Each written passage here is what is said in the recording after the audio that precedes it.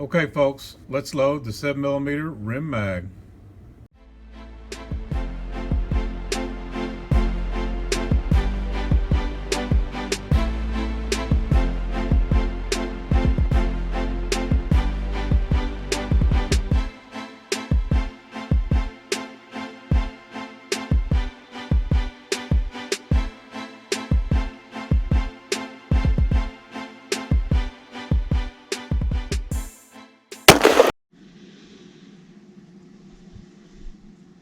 So, why am I getting into 7mm Rem Mag? Well, uh, back here is the old trusty Winchester Model 70, the first rifle that I ever purchased. I had been given a 22 as a kid and just absolutely wore it out. But my dad was a wing hunter. He was a quail. That's what he grew up with Brittany's and German short hairs, and so that was the hunting my father preferred. He was not a deer hunter. And back when I was a kid too, man, if you saw a deer, it was something special. The Game and Fish Commission here in Arkansas has done a superb job bringing our population back. It would be uncommon to drive down the interstate for an hour or two and not see a deer. So when I was a kid, you had a harvest. You were able to harvest one deer a year. Now I can harvest six. So it's a they've done a wonderful job. But my middle son, if you saw the video where we rebuilt that rifle and we put the at one stock on there by Boyd's, it became his gun this Christmas. It's always been his preferred gun to hunt with. He always asked if he can shoot it, even with he enjoys shooting the AR style rifles, but when it comes to a game, he wants that 7 mag. So, if it's important to him, it's been gifted to him. So now we're going to do some reloading and get him his hunting loads, because we're hunters. This is what I reload for. Yes, we enjoy shooting and plinking and things like that, but when we get the big guns out, yes, we enjoy them, but taking game is the purpose for working up loads for me. I do have plinking rounds that I do in certain calibers, in 5.56 and 300 blackout, even my 308. But those are just standard velocity rounds with everyday ammunition or everyday bullets. But when it comes to hunting, we'll spend the money to get where we're going. So we've got two styles of loads that we want to develop. We want a larger game for deer and for hogs, and with that we're going to use a medium weight bullet in 7 mag in the 162 grain range. That's a weight that I've been hunting for a long time. We're going to stick with that. So in that medium weight, we're going to be looking at the SST, good old SST by Hornady, and we're going to be looking at the ELDX. Also, the old standby, the Sierra Game King. It's 160. The Hornadys are both in 162. And then we're going to develop a varmint load. Getting into varmint hunting here recently, 120 grain bullet, you can get out there at 3,400 feet per second all day long in the 7 mag. So that's a smoking fast round at 120 grains. So with that in mind, that's the direction that we're going. As far as a factory round goes, I've always, for the last 5 years, I've used the Federal Premium. It's an all copper. It's what we started using when we hog hunted, and I just left the guns sighted in for that. And this was also my deer load. I've taken half a dozen deer with this cartridge now. My son's taken 7, 8 hogs. I've taken one with My very first hog I ever killed was with this round, so it's been a dandy. I did look for the Federal Premium bullet. Everybody seems to be out in the 150 grain range, 160 grain. So for now, we'll just have to be patient and try to find it later. But in a solid copper round, that's the direction I would go. I'm also a fan of the Hornady GMX, but have not been able to find that. But we're going to be fine for a hog hunt that comes up in February. 7 mag is not a cheap round. This box of Hornady, buddy of mine gave me his empties. He said, you know, when I'm paying $40+ a box, he says, I wanted to save my brass for you. So that's what he's done. So, you know, $40 a box, throw tax in there, you're $44, $45 easy. So you're over the $2 every time you pull the trigger. Well, it's a big cartridge. It holds a lot of powder, and it's got some, you know, you can get some relatively expensive bullets in it. The bullets that we've chose, the ELDX is 40 with tax. You know, we're looking at it, Cabela's here locally right at $45 a box. So that's a box of 100. So you're at 45 cents per round. And that the SST costs $38, so 38 cents. Sierra Game King's the same price, 38 bucks. The $33 for the 120 grains.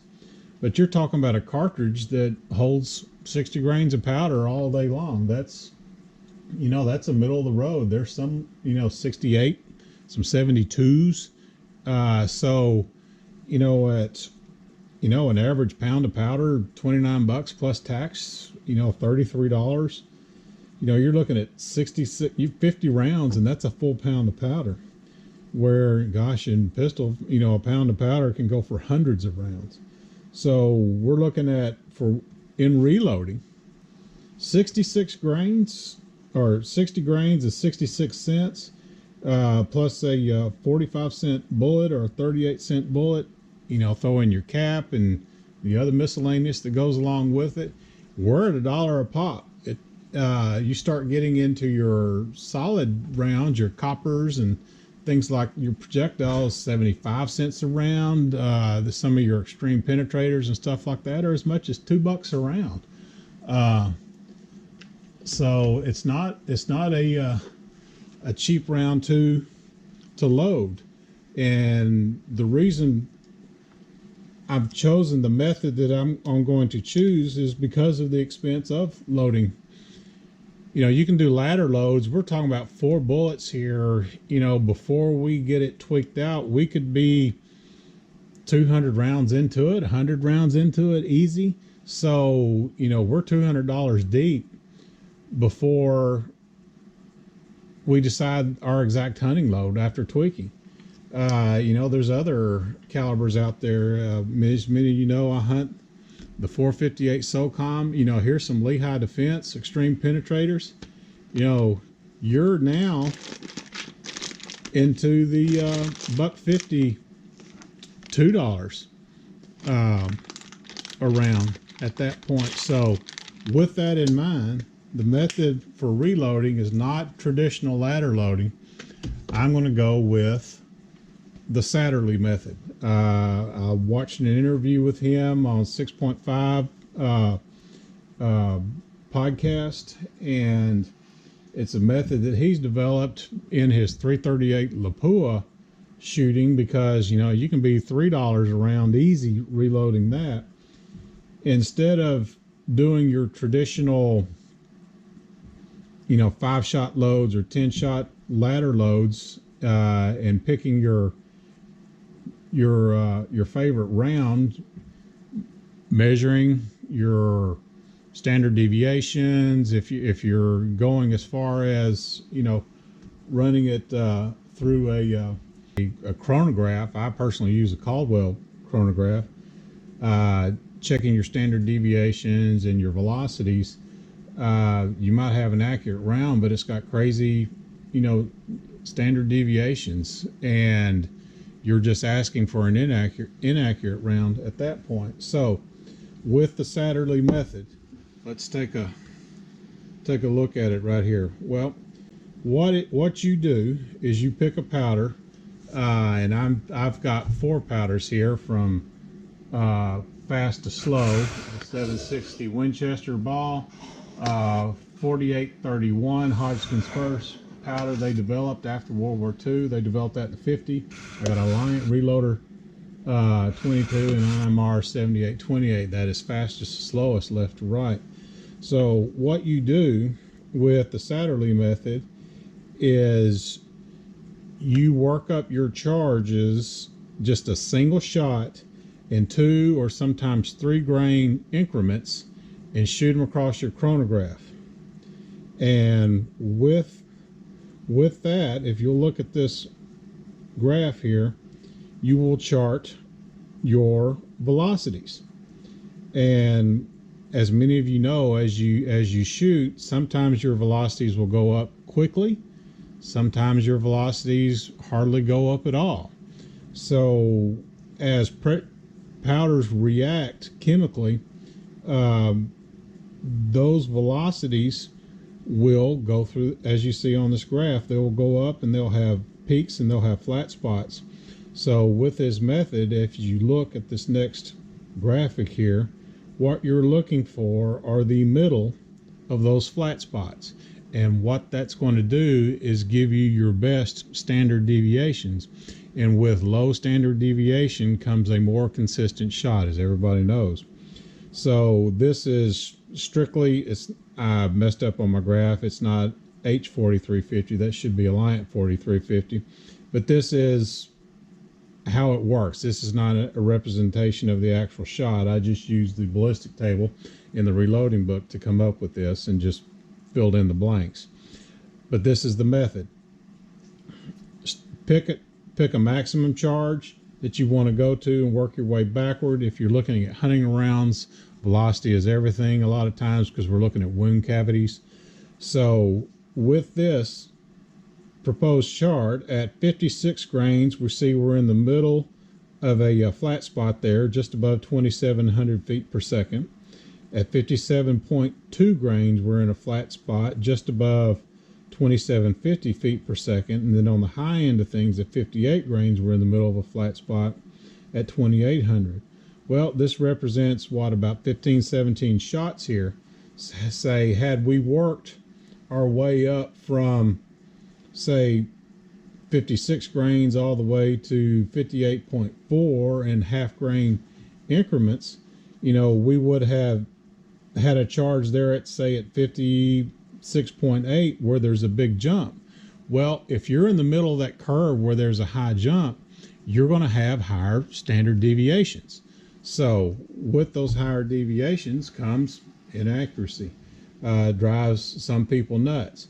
But with this first tier method, the equivalent to 3 sets of the ladder loads, you will work your way up and then you will chart your flat spots. When you find those 3 flat spots, those are your 3 5-shot ladders, and you find which one your gun likes the best, which is most accurate in that powder and that bullet. So when we're working up 4 bullets here, we could easily have 100 shots in our ladder loads, and we're $100 deep into this before we ever find our hunting loads that we want. We're going to find which bullet works best for us with these powders. Why did I choose these bullets and these powders? Once again, this is what was on the shelf locally. Now, I could not find any locally 120 grains, and I did order those. But my powders, I buy them locally. I support my local shops there. I've got 2 shops that sell powder, and I've got Cabela's available to me. I want to support my local shops when possible. And 2, I don't want to pay the stinking hazmat fee. So these are the powders I had available to me. Now, I went to buy 2 more powders today, either Magnum or Rotumbo. They've been on the shelf for months, and I've just held off buying them till I started this. Guess what? I go in there today, not one jug of Magnum or Rotumbo. Those are the slowest powders that we can push out there. But, you know, we've got plenty here to work with. So here, this is what we're going to do. So, moving forward, we've got a 50 count box of Hornady cartridges. I got another 20 that have been fired but not in my gun. I've got a bag full of the Federal that have been fired through my gun. Now my oldest son has a 7 mag as well, so I cannot trust that every single one of these has been shot through this gun, so we will full length resize. The dies that we're going to be using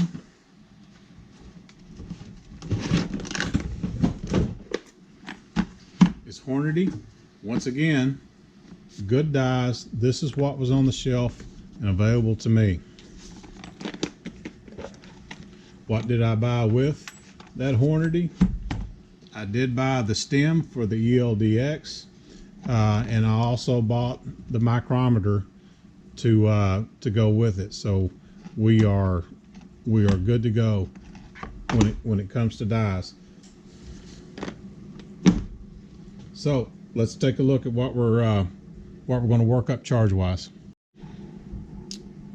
So here we are. This is the Hornady manual and the 120 grain VMAX.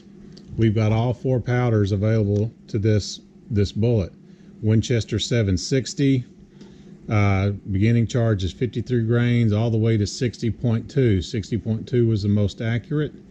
4831, pushing out starting at 57.2 grains up to 61.8. Reloader 22, 58.7 grains all the way to 70.6, and that is pushing it out there at 3,400 feet per second. And then we've got 7828 and the IMR 7828 from 65 to 68.8 grains. So we're going to be testing all 4 of these. So what I'm going to do is start at our Hornady being conservative and these being the most accurate rounds. We are going to start here and work our way backwards. We won't necessarily go all the way down, but I'm going to do 15 charges if we have room for that, depending on the charge. Say we're going at 60.2, we're going to do 15 charges in 2 grain or 0.2 grain increments, and then we're going to graph that. If you look at the 4831, we've only got a short channel right here, 57.2 to 59.5 to 61.8. So we're going to start at the high end, 61.8, doing 15 loads down from there. So we should have a lot of flat spots in there with 4831. Sierra says in 7 mag that 5831 is their, I'm sorry, 4831 is their best hunting load. So same goes for all 3 of these. We're going to do it in Reloader 22. So we're going to have 60 rounds right here in just this 120 grain loading. So moving up to the 162 and the SST and the Boattail, I'm sorry, the ELDX. I've got the 9th edition. The ELDX is not in here, but if you look at your loading information, it's basically the same. So with that, we've got the 4831, we've got Reloader 22, and then we've got 7828. So you can see where I was coming down. I looked for all of these: Mag Pro, Winchester 780, Rotumbo, and Magnum for the lower powders or lower charges, to try to get some of these 3,000 foot per second velocities out of this 162 grain, but they just weren't on the shelf today. So we're going to do the same method here.